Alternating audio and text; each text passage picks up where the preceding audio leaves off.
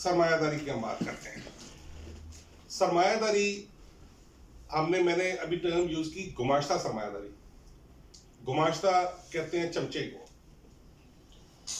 ठीक है, यानी एक तरह से जो कि नाजायज तरीकों से जो है वो किया गया काम, वो गुमाश्ता उसको कहते हैं।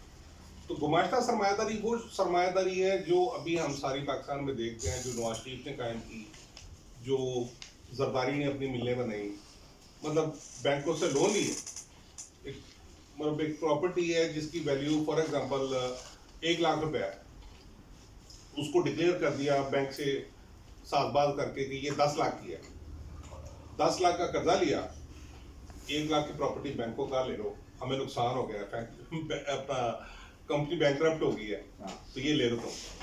तो इस तरह से नाजायज तरीके से 9 लाख रुपए कमाया गया।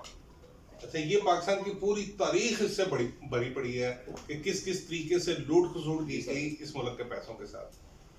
बैंकों के पास जो पैसा होता है, याद रखें, बैंक अपने पास से कोई पैसा नहीं लेके आता।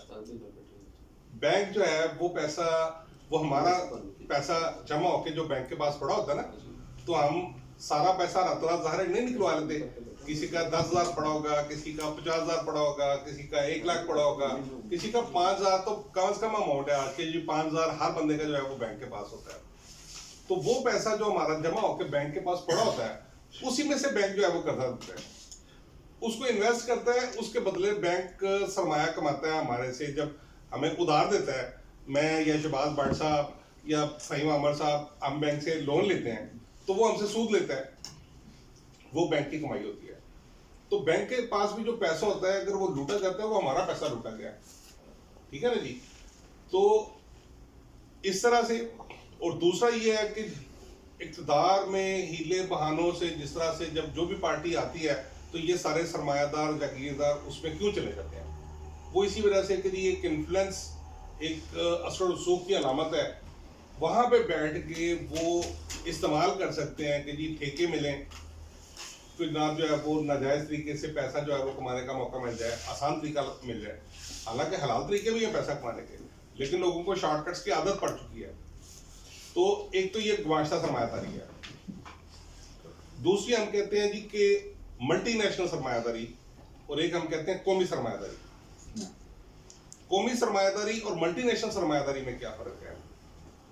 कौमी सरमायादार वो सरमायादार है जो पाकिस्तान से, जिसने अपना पैसा कमाया, अपनी कंपनी बनाने के लिए जो पैसा उसने लगाया, वो पाकिस्तान का सरमाया है, और वो यहीं पे फैक्ट्री लगाता है, इधर के लोग उसके मुलाजिम होते हैं, जो पैसा वो उससे कमाता है उसको दोबारा री इन्वेस्ट भी यहीं पे करता है, तो वो कौमी सरमायादार है। हमारे पास यहाँ पे फैसलाबाद में 1.5 सारी लूमें पड़ी हैं, बहुत सारी हमारे पास यहाँ पे शुगर मिलें ऐसी पड़ी हैं, बहुत सारी छोटी और सनतें हमारे पास ऐसी पड़ी हैं जो कौमी सरमायादारी की एक बहुत बड़ा हिस्सा जो है वो देती हैं, और जो यहाँ से चीज़ें एक्सपोर्ट करती हैं बाहर की तरफ।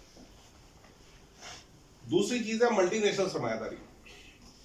मल्टीनेशनल में आपकी बड़ी कंपनीज जैसे कोक है, जैसे पेप्सी है, जैसे नेस्ले है, इस जैसे बड़े ग्रुप्स हैं, और ये मतलब मैं तो 2-3 नाम लिए, मैं सैकड़ों हजारों के कंपनियां जो है वो पाकिस्तान में काम कर रही हैं। इनका पैसा पाकिस्तान से नहीं आता, इनका पैसा बाहर से आता है, बाहर से ये यहाँ पे इन्वेस्ट करते हैं। या दूसरी सूरत ये होती है कि ये यहाँ पे एक लोकल पार्टनर तलाश करते हैं और उसको कहते हैं कि पैसा आप लगाओ, हमारी कंपनी का नाम ले लो, क्योंकि हमारी प्रोडक्ट तो चलनी है, तो आप हमारी कंपनी का नाम ले लो, प्रॉफिट जो है उसमें आप हमें शेयर दे देना, ठीक है। अब मल्टीनेशनल कंपनी का पैसा बाहर का, इन्वेस्टमेंट यहाँ पे, और जो प्रॉफिट कमाना है वो जाना है कहाँ? वो फिर बाहर जाना है। सस्ती लेबर हमारी इस्तेमाल करेंगे, जो पैसा कमाएंगे वो बाहर लेके जाएंगे। तो लिहाजा अगर हम कौमी सरमायादारी और मल्टीनेशनल सरमायादारी को कहें, तो हम ये कहेंगे कि मल्टीनेशनल सरमायादारी पाकिस्तान में से, जैसे दूध में से मलाई हम इकट्ठी कर लेते हैं ना साइड पे, तो वो इसी तरह से यहाँ से प्रॉफिट इकट्ठा करेंगे और पाकिस्तान से बाहर ले जाएंगे। कौमी सरमायादारी उस लिहाज से पाकिस्तान के लिए बेहतर है, ठीक है।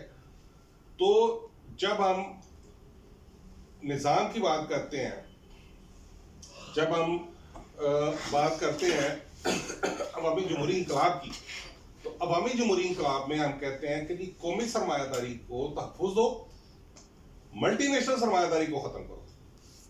तमाम सरमायादारी जो है वो गलत नहीं है, या कम से कम इब्तदाई तौर पे गलत नहीं है।